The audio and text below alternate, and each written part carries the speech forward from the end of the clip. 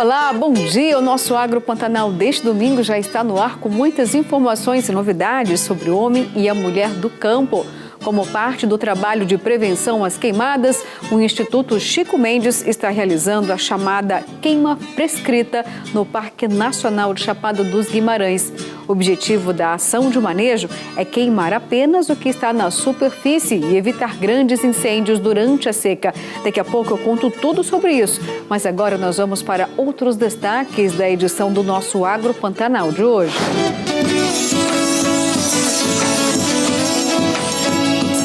Família do Rio Grande do Sul mantém tradição de 77 anos na produção de uvas e na fabricação de vinhos. Agricultores familiares de Várzea Grande estão tendo a oportunidade de vender sua própria produção diretamente aos consumidores. E no Papo com Café de hoje eu vou conversar com Itamar Canossa, presidente do Fórum Agro Mato Grosso. E como não poderia faltar, é claro que vamos ter aquela receita saborosa e imperdível para você preparar ainda hoje. Então vamos à nossa primeira reportagem. O Parque Nacional de Chapada dos Guimarães faz manejo integrado do foco para prevenir os incêndios. Uma das estratégias é justamente usar o fogo nessa época do ano por meio da queimada prescrita. O Instituto Chico Mendes, que administra o parque, usa essa técnica há mais de uma década para proteger e renovar a vegetação. O repórter José Porto acompanhou tudo e traz os detalhes para a gente agora. O Parque Nacional da Chapada dos Guimarães, a 65 quilômetros de Cuiabá, é um dos mais bonitos do Brasil. Paredões de arenito, morrarias, florestas, o cerrado e muitas cachoeiras. A maior delas, a Véu de Noiva. Mas esse paraíso se torna ameaçado de destruição na época de seca por causa dos incêndios. Para reduzir os impactos e proteger o parque, que tem 33 mil hectares, o ICMBio, o Instituto Chico Mendes, vem realizando um manejo integrado do fogo.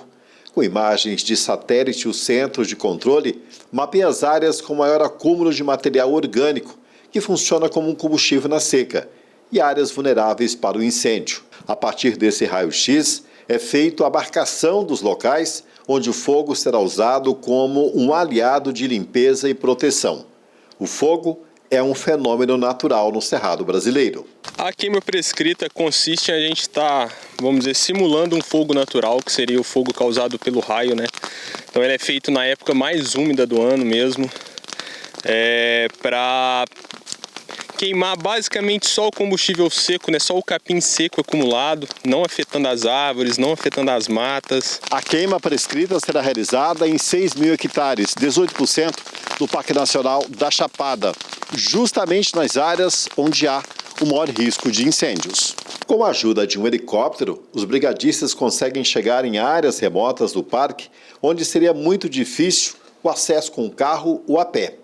Com o equipamento pinga-fogo, eles provocam uma queimada em locais, inclusive, onde o solo ainda está encharcado das chuvas. Com isso, o fogo só elimina parte do capim, sem destruir o restante da vegetação. A gente vem trabalhando muito forte essa questão da diferenciação do fogo bom do fogo ruim, né?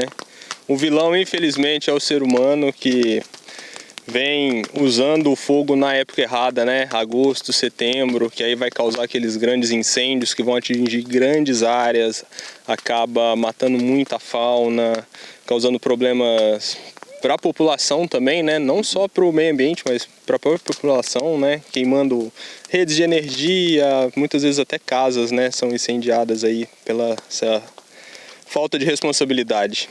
Em locais onde o manejo do fogo já foi realizado, é possível ver a vegetação se renovando. O chefe do parque explica que em 2019, o incêndio atingiu 7 mil hectares do parque. Com o uso da queimada prescrita, no tempo certo, em 2022, os incêndios reduziram em 80%, atingindo pouco mais de 550 hectares.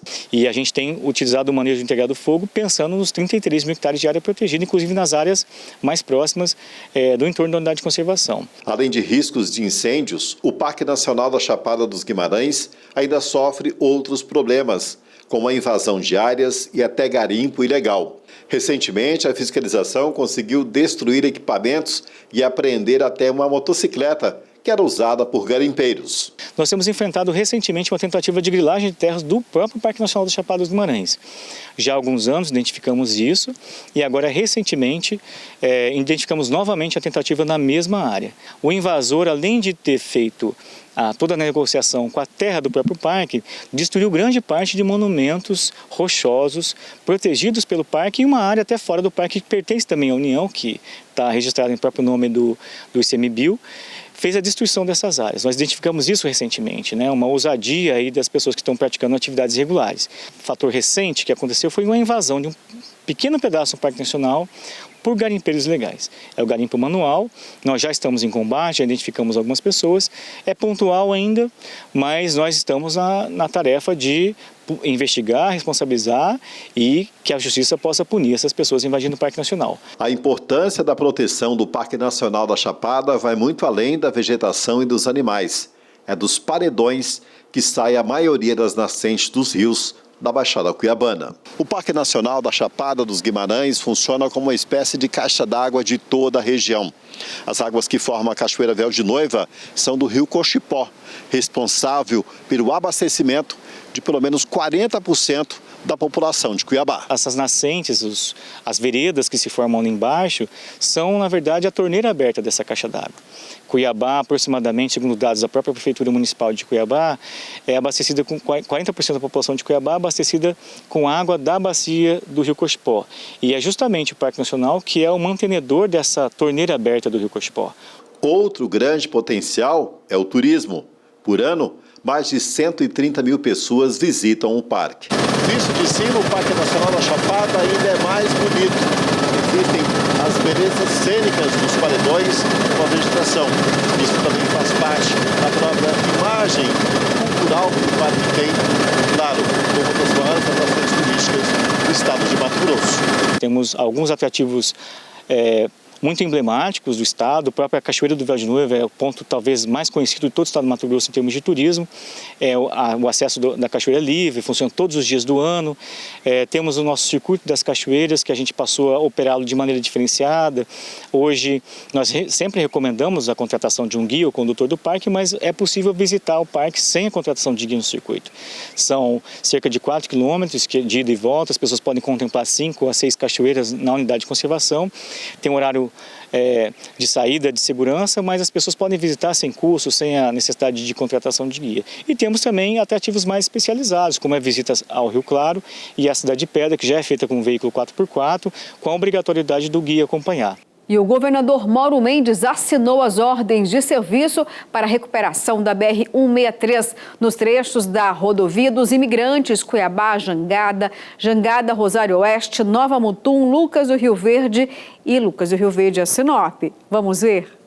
Mato Grosso vive um momento histórico. Após assumir a responsabilidade sobre a BR-163, o governador Mauro Mendes já assinou a ordem de serviço para início das obras de recuperação de 5 trechos da rodovia. Com essa ação inédita, Mato Grosso entra para o cenário nacional. O termo de concessão da BR-163 para o governo de Mato Grosso foi assinado em Brasília com a presença do presidente Luiz Inácio Lula da Silva. Com isso, o Estado assume o controle acionário da Rota do Oeste e, assim, a tão sonhada obra de melhorias na rodovia se torna realidade. A concessão compreende 850 quilômetros da rodovia, passando por 19 municípios mato-grossenses. Mais um grande desafio assumido pelo governo de Mato Grosso. Muito feliz, muito contente por estarmos hoje chegando ao final de uma longa trajetória que vai permitir que o governo do estado de Mato Grosso, através da MTPAR e desta companhia que nós assumimos o controle acionário, possamos imediatamente começar as obras de requalificação da pista existente de Cuiabá até Sinop e nos próximas semanas ou mês no máximo começar as obras de duplicação já no trecho de Poço do Gil até a cidade de Nova Mutum. A partir de agora, o governo dá início aos investimentos no valor de R$ e 600 milhões de reais em 2 anos. Sob a responsabilidade da MTPar e execução da empresa Nova Rota do Oeste, os trabalhos começam imediatamente, com prioridade para os trechos onde a situação é mais crítica. As obras significam um grande avanço, já que boa parte do PIB do estado passa pela rodovia. Para os municípios que margeiam a BR, o fato do governo assumir a rodovia e iniciar as obras é realmente histórico. Um dia histórico para o estado de Mato Grosso e principalmente para nós prefeitos que estamos na BR-163. Né? Então, todos os dias nós enfrentamos esse sofrimento que é a BR-163. Então, nós temos que agradecer ao governador do estado e toda a sua equipe, que de uma forma muito responsável, técnica, profissional e audaciosa, assumiu essa obra. Então, muito obrigado ao governo do estado por essa atitude nobre para com os mato-grossenses. E o nosso Agro Pantanal vai para o primeiro intervalo, mas não sai daí, eu volto já com muito mais para você.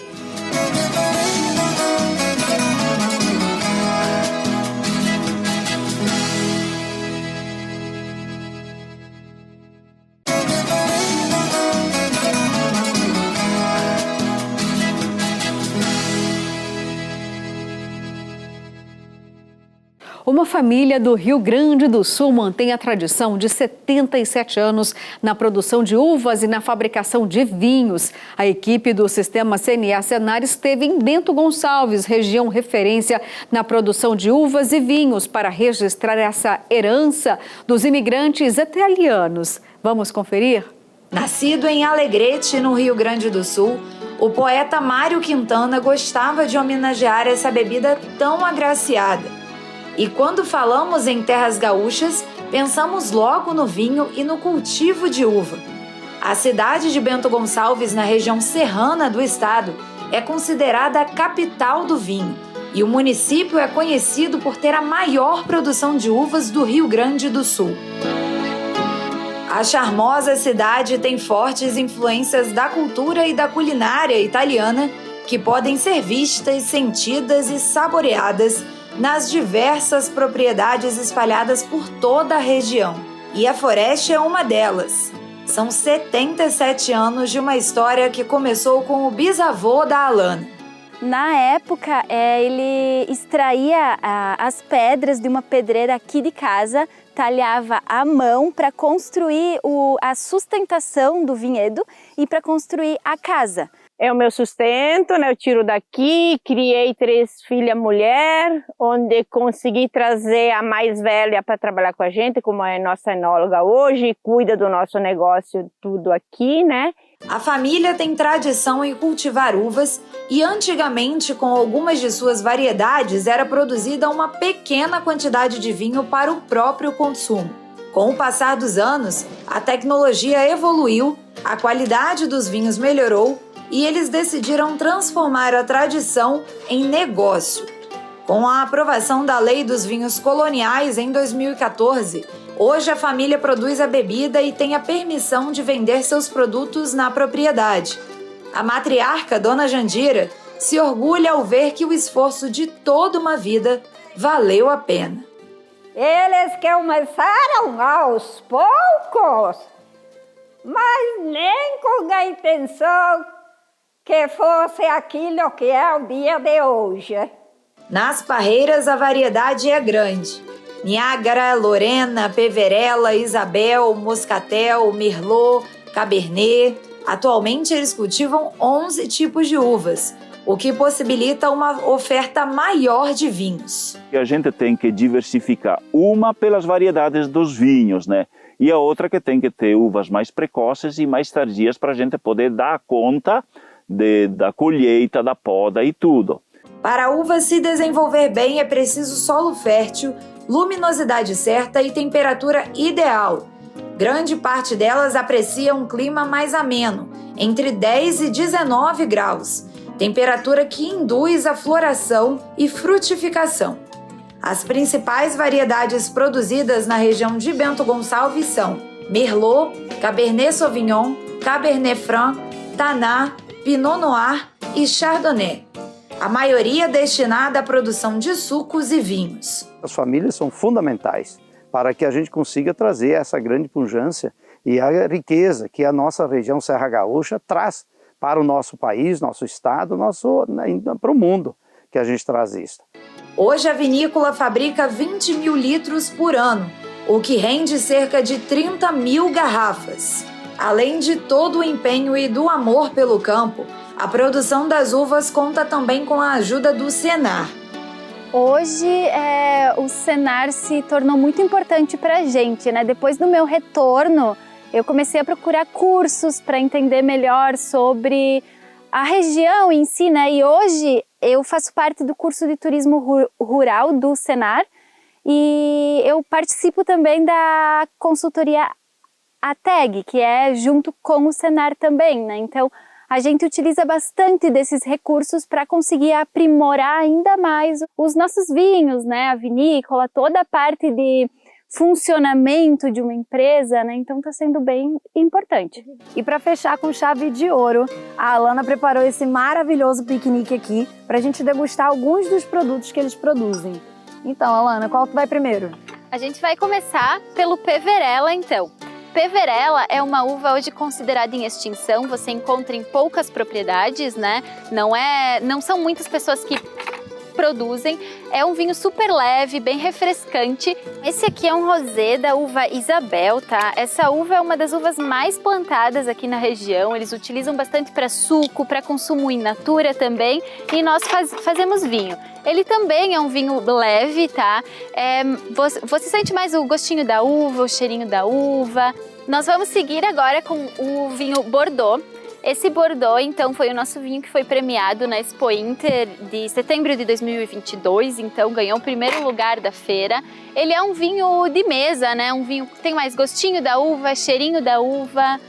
Ele mais suave, ele tem um pouquinho mais de estrutura do que os vinhos brancos, mas mesmo assim ele não é um vinho tão pesado. De repente, para quem não gosta tanto de um seco, seria uma boa pedida. Ele é um vinho fácil. Excelente, agora eu entendi porque que foi premiado. Maravilhoso. Saúde! A vida é feita de escolhas. No trânsito, você precisa fazer as certas. Não dê bobeira, use sempre o cinto de segurança em todos os passageiros e coloque a cadeirinha especial para crianças. Cuidado com o pé pesado no acelerador, hein? Limite de velocidade é para ser respeitado. Sinal vermelho é para você parar. E a faixa é preferência do pedestre. E é sempre bom lembrar, se for dirigir, nada de ingerir bebida alcoólica. Tomou umas? Já sabe, pegue carona com alguém que não bebeu ou então chame um táxi ou aplicativo. Quem respeita as leis sempre se diverte com tranquilidade e volta para casa na boa e com toda a segurança. Quando você faz tudo certo, as chances de algo dar errado são muito menores. Então a escolha é sua, as consequências também. No trânsito, escolha a vida. Governo de Mato Grosso. E agora chegou a hora do nosso quadro Mito ou Verdade deste domingo. Vamos ver então a pergunta aqui na tela. Tomar chá emagrece? Opa, pergunta boa, né? Já já eu respondo, porque agora o nosso próximo assunto é capacitação no mercado de trabalho agrícola.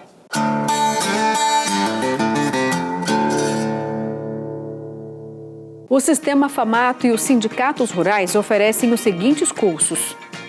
Brasnorte tem manutenção de tratores agrícolas, começa dia 22 de maio e vai até o dia 25. Informações pelo 66-3359-1819. Em Várzea Grande tem produção de derivados do leite, requeijões, doces, iogurte e manteiga. Começa dia 22 de maio e vai até o dia 26. Informações pelo 65-3041-7169. Em São Félix do Araguaia tem produção caseira de derivados de milho.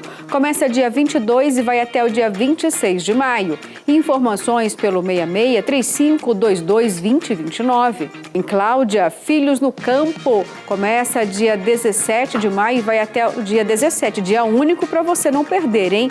66-3546-1135. Em Rondonópolis tem produção artesanal de conservas de frutas. Começa dia 22 e vai até o dia 25 de maio. Informações pelo 66 3423 2990. E agora vamos para mais um intervalo, mas daqui a pouquinho estou de volta. É bem rápido e espero por você.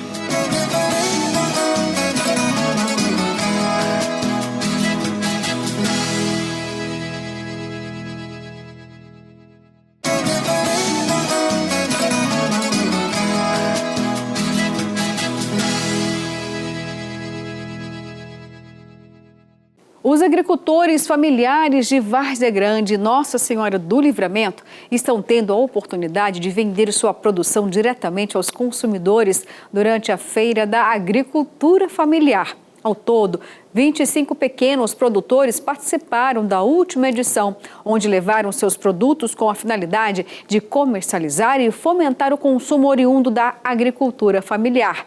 Veja na reportagem de Oliveira Júnior. No quintal da prefeitura, eles levaram hortifrutigranjeiros, doces, adubos e produtos que vão além da terra. E aqui na feirinha de Várzea Grande nós encontramos até a famosa canjinjim. Isso aí é quase que um ressuscitador. Isso, ele é produzido em Vila Bela, a receita é caseira, só é passado de geração para geração. Tem muitos anos, eu nem sei mais ou menos quanto. É usado como remédio, né? E tem pessoas que falam que também é afrodisíaco se usar em grande quantidade, né? Grande quantidade? Só 3 vezes por dia, né? Os componentes servem para outras finalidades. Já a dona Juliana trouxe banha de porco e torresmo para um toque especial na cozinha. Eu trouxe aqui a banha suína, tenho ela em garrafa, tenho ela no pote, né? E também tenho a banha com alho, que já é o alho triturado com a banha prontinho para cozinhar. E também temos o torresmo pré-frito. Já para pôr no feijão, se quiser pururucar ele também, o torresminho com esse friozinho é muito bom. Estão as vendas? Olha, para início aqui tá bom, estamos gostando, a venda tá boa, o pessoal tá gostando do produto, né? E agora o pessoal já consome bastante a banha suína, né? Aí tá boa a venda. A ideia da prefeitura é em breve estender esta feirinha até as praças do município e aumentar o espaço para a agricultura familiar vender seus produtos direto ao consumidor. A gente tem esse sonho, né, de levar durante as semanas, né, pelo menos uma vez por semana em outros locais, né, praças da cidade, outros eventos que tem. Então, assim, a ideia é essa, de levar para outros pontos, mas a gente está viabilizando ainda a estrutura, a logística, né? Então tem todo um trabalho ainda a ser feito com os produtores. E a Embrapa está atuando para fazer frente à praga que ameaça os bananais do país. Pesquisadores falam sobre o trabalho de prevenção à raça 4 tropical de Fusarium, fungo causador da murcha de Fusarium, importante doença da cultura da bananeira.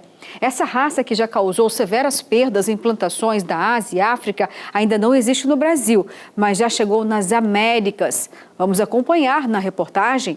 Há um grande risco de entrada no Brasil da raça 4 tropical de Fusarium, fungo causador da murcha de Fusarium, conhecida antigamente como mal do Panamá, uma das mais importantes doenças da bananeira. Antes restrita ao sul da Ásia, onde sua rápida e agressiva disseminação tem provocado severas perdas em países como Filipinas, Taiwan, Indonésia e China, a raça 4 tropical foi detectada na África em 2013.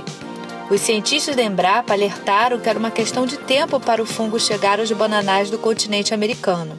Dito e feito, no último mês, veio a notícia da existência da raça 4 em plantações da Colômbia.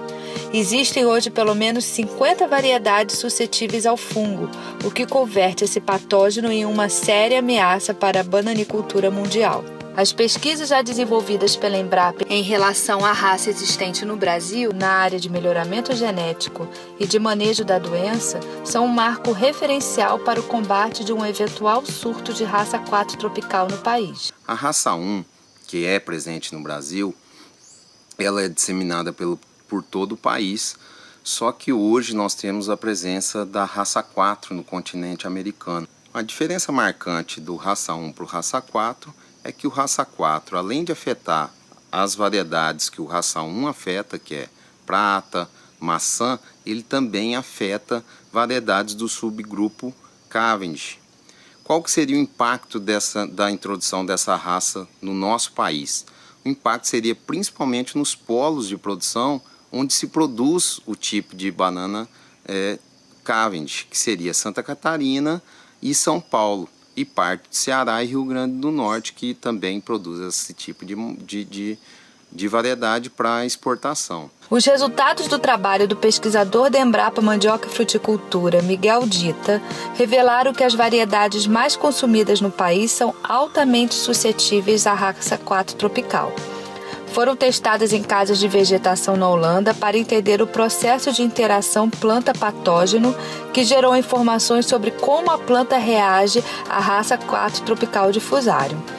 Os resultados colocaram a banana prata, que responde por 70% do mercado interno, e a nanica como suscetíveis. Esses dados foram importantes para ter a confirmação do risco que representa a raça 4 tropical para o Brasil. Bom, o Ministério da Agricultura já classificou o raça 4 como praga quarentenária ausente para o país. Então, com isso, você tem um plano de contingência para uma possível surto ou possível introdução da doença no país. Qual que é a nossa maior preocupação? É realmente com respeito a essa introdução recente na Colômbia. A gente tem divisa com a Colômbia, no norte do país, que nós vamos ter que ter um monitoramento constante dessas regiões para que um potencial introdução nessa região seja contido o mais rápido possível. É o que o Ministério da Agricultura, a Defesa Vegetal do país está realizando nesse momento com a parceria da Embrapa. O melhoramento genético para fazer frente a pragas quarentenárias de alto impacto socioeconômico deve ser preventivo. A Embrapa vem trabalhando no desenvolvimento de variedades resistentes.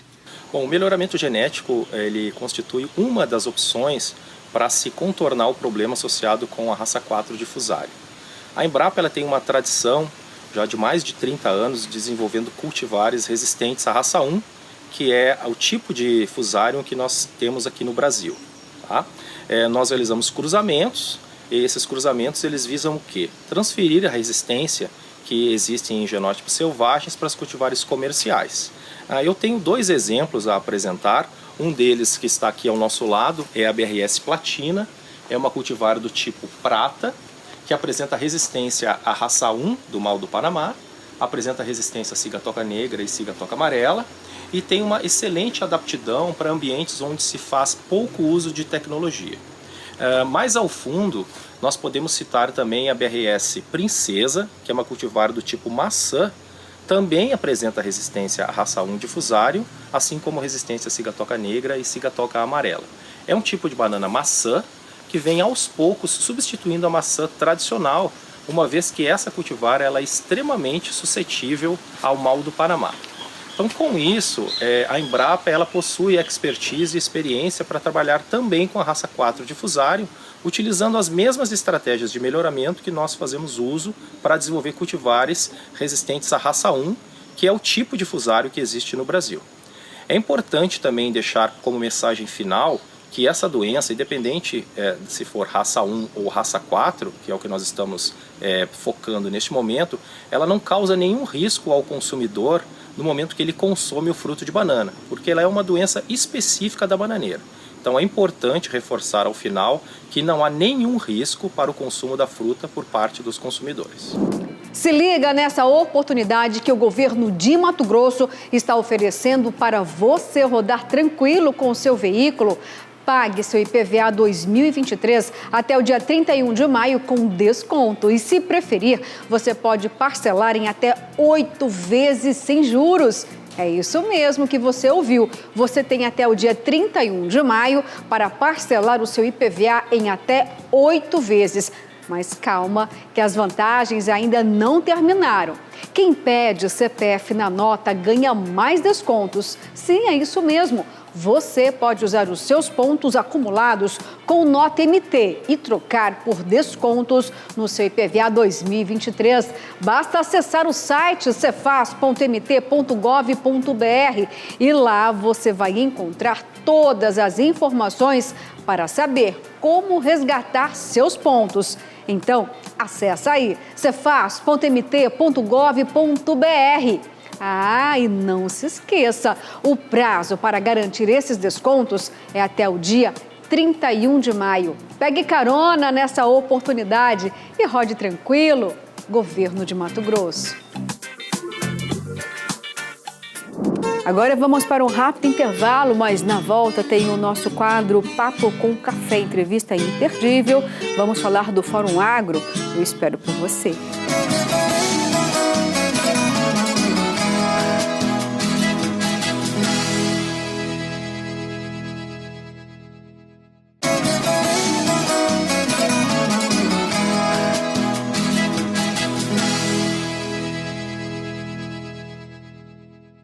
E agora vamos falar de tecnologia, os novos modelos de produção de energia e as oportunidades no setor energético foram temas de seminário na sede da Federação das Indústrias, aqui em Cuiabá.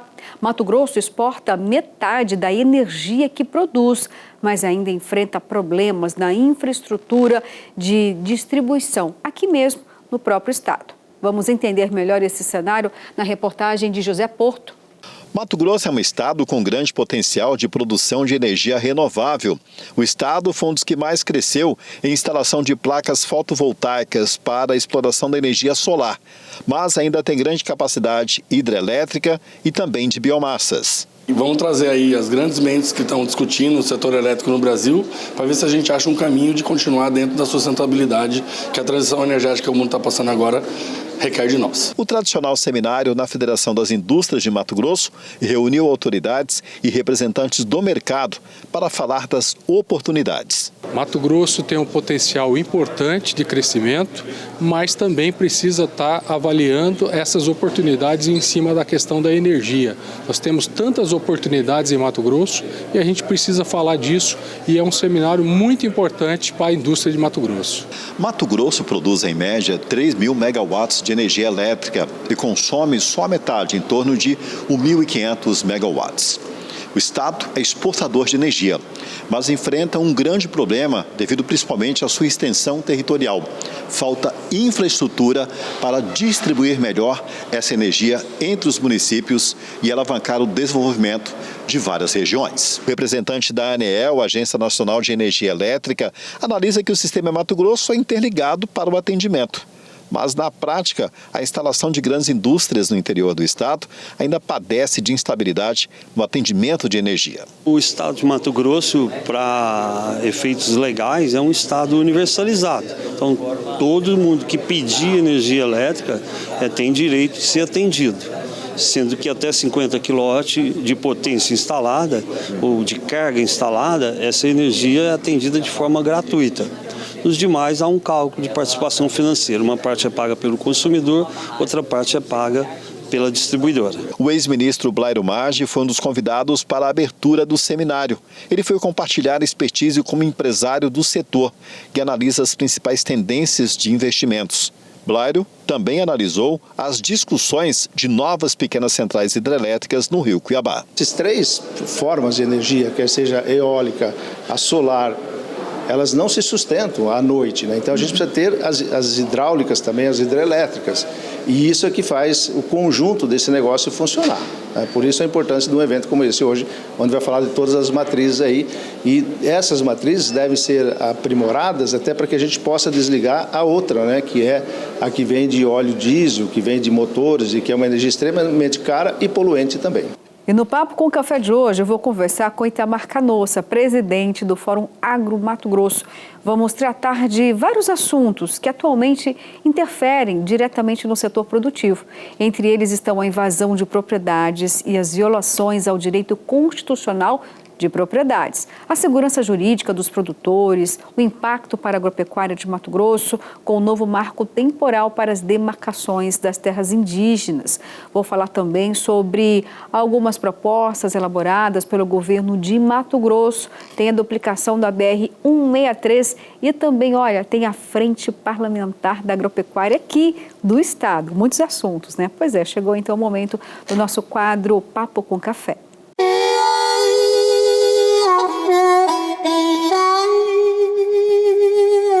Olá, bom dia. Sempre um prazer recebê-lo aqui no Agro Pantanal. Seja mais uma vez bem-vindo. Obrigado, Luciana. É um prazer nosso estar aqui com você novamente. Opa, prazer é todo meu, viu? E de quem nos assiste também. Tantos assuntos aqui interessantíssimos, né? Estou até em dúvida aqui por onde eu vou começar, porque eu dou importância para todos.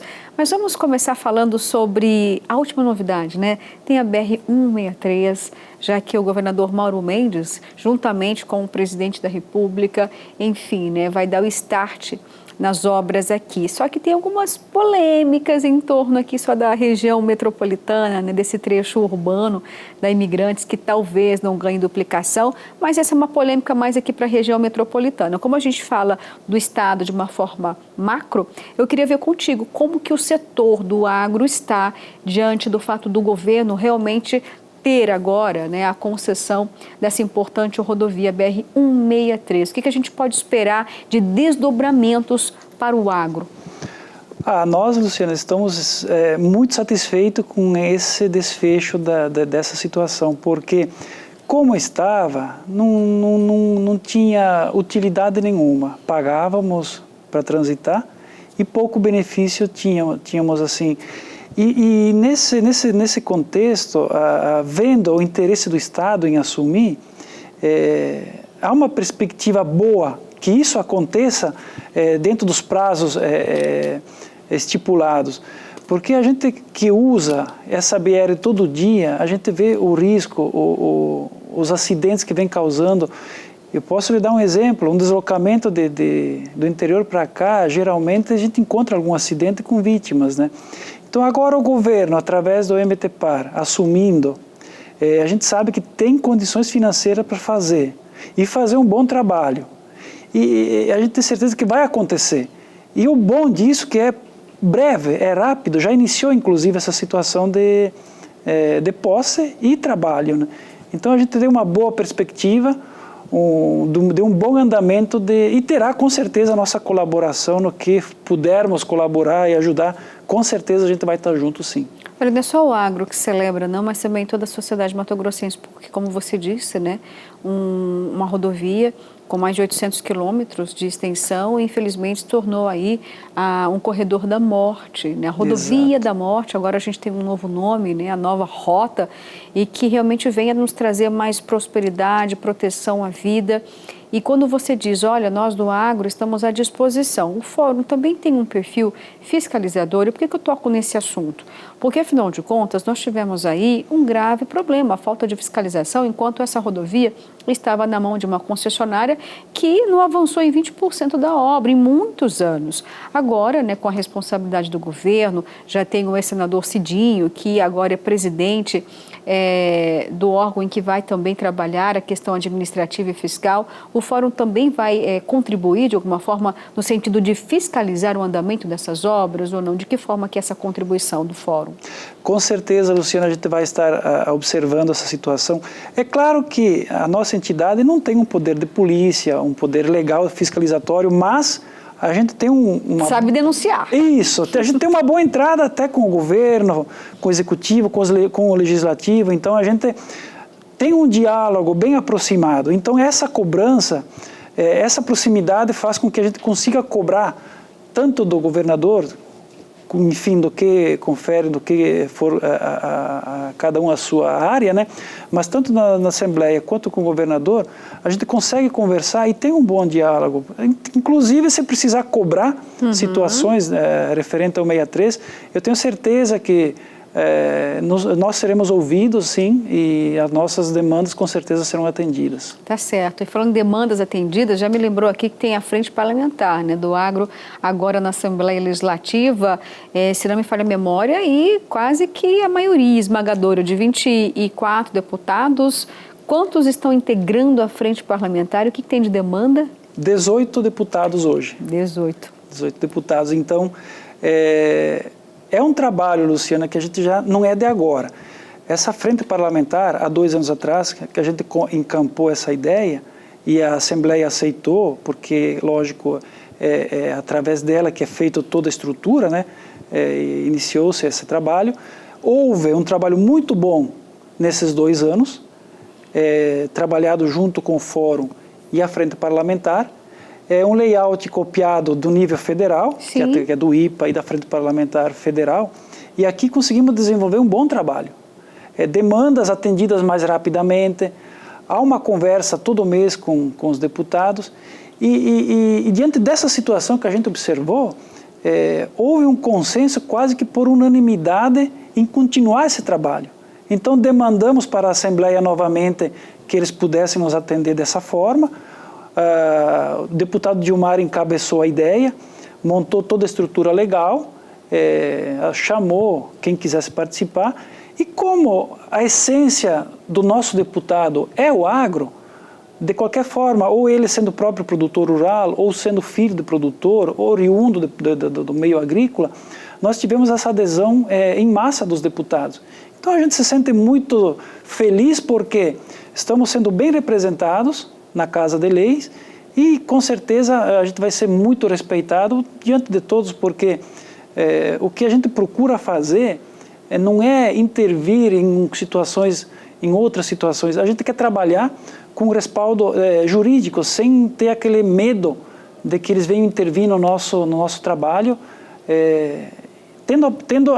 estando dentro da legalidade. Essa que é a questão principal, né? Quando você disse assim, olha, já nos atendeu no passado, né? Nos deram resposta, eu queria que você pudesse citar que case importante é esse já, de lição feita através da frente parlamentar, e o que tem agora aí já na ponta, né? O que é prioridade que foi entregue para a frente parlamentar? Várias situações, e eu vou pontuar aqui uma delas. A própria Acrimate, que é a Associação do Gado, ela estava sofrendo uma situação de uma cobrança de taxa, onde no momento em que... CMS, né? Não. Era uma cobrança de taxa do seguinte: no momento que você parasse de vacinar para a febre aftosa, entraria uma cobrança de taxa para transporte desse animal. Não era para venda, seria então um transporte do mesmo proprietário de uma propriedade a outra. E isso é inconstitucional, isso é ilegal. Então foi levado a essa situação. Uma injustiça. Isso, exatamente. É uma injustiça porque você vai pagar uma taxa de um produto que você nem comercializou. Você só está transportando dentro da tua propriedade. E havia necessidade pelo momento em se cobrar essa taxa. E como a gente levou isso aos deputados, eles trabalharam essa situação e retiraram essa taxa.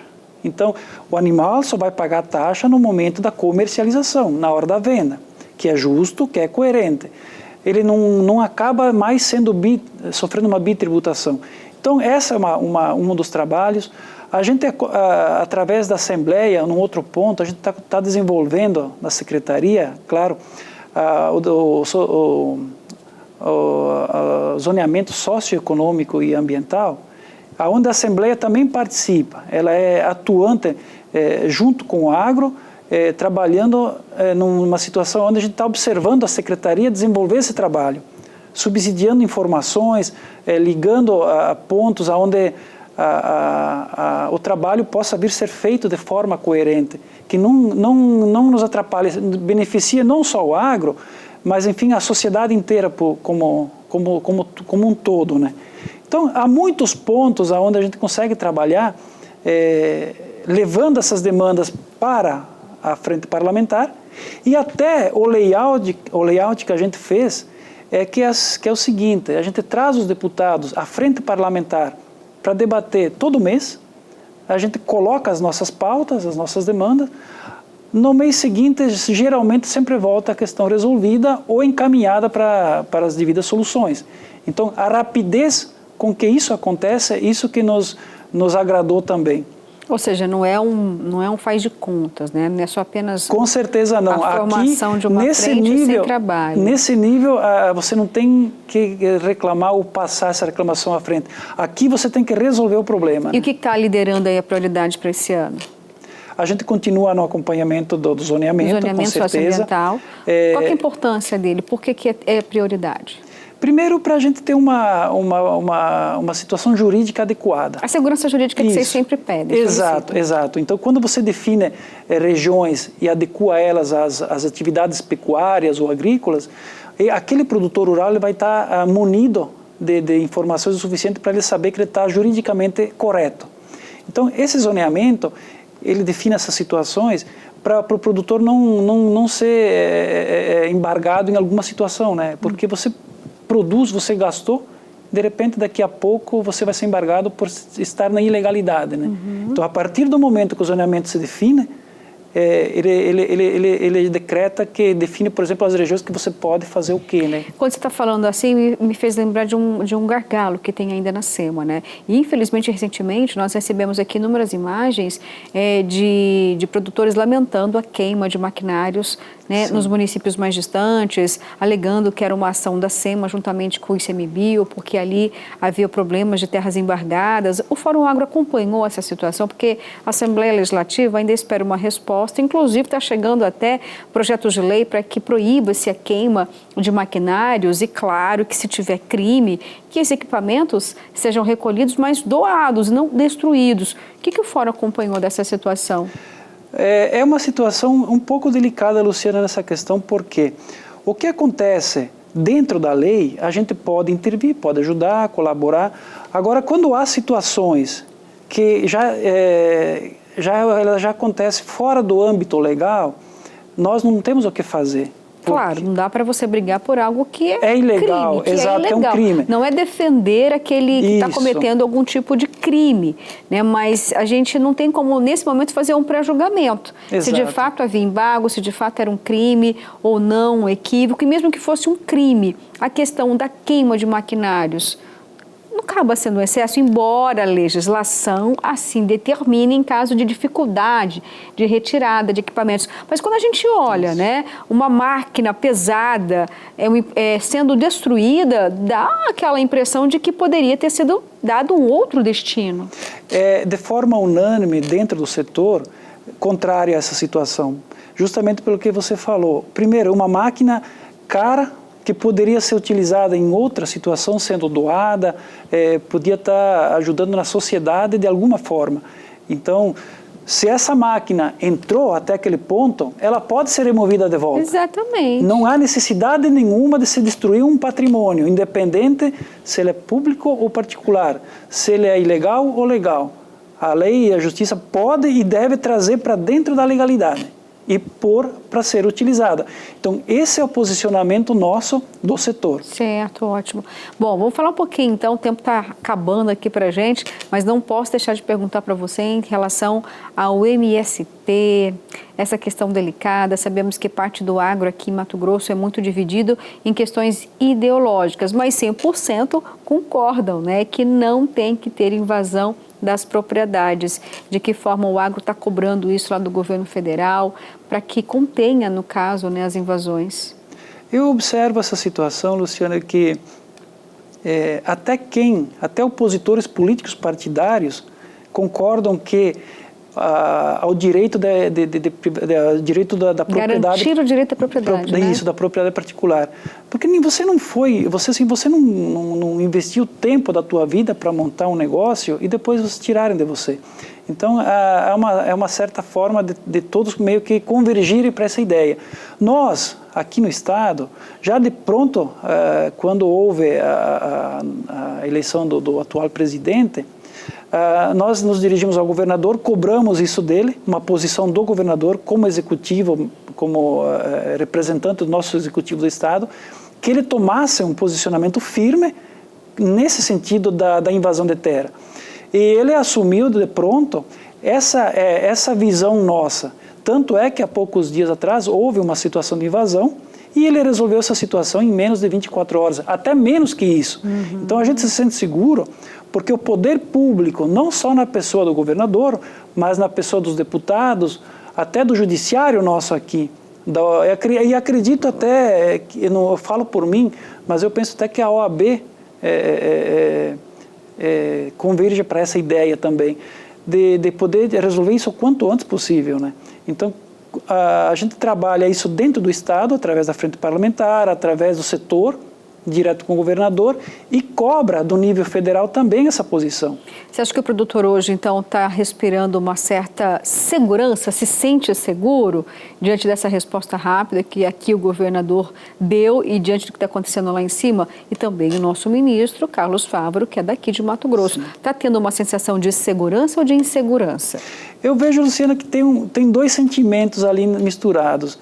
Ele sabe que a segurança pública vai agir, de certa forma traz segurança para ele, mas ele sofre um risco muito grande de ser, mesmo assim, ser invadido a qualquer momento.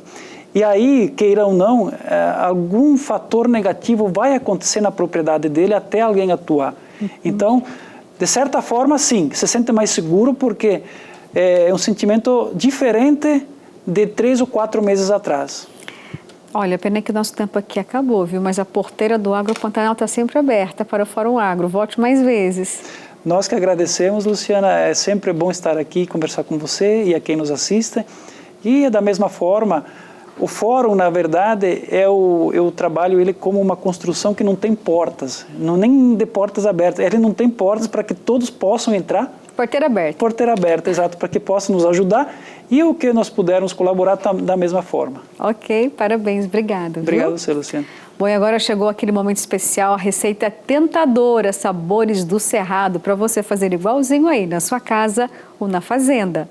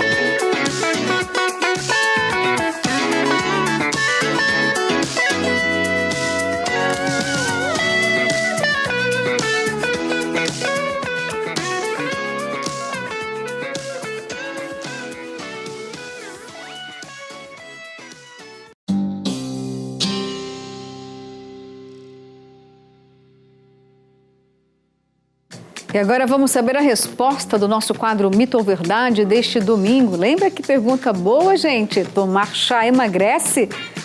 É mito! Olha lá, nenhum alimento isolado emagrece. O que ajuda a perder peso é o déficit calórico do final do dia. O chá apenas auxilia na diurese. Muita água é eliminada do organismo, evitando assim a retenção de líquido e no final do dia resultando em menor peso, simplesmente por causa da perda de água. Tá vendo que informação valiosa para você? Pois é, aproveite aí mais conhecimento para ter uma boa saúde e saber aquilo que realmente pode te favorecer na perda de peso e também da gordura corporal. E assim termina o nosso Agro Pantanal deste domingo. Muito obrigada, viu, pela sua companhia. Que você tenha um domingo, o resto do domingo aí abençoado por Deus. Até mais. Tchau.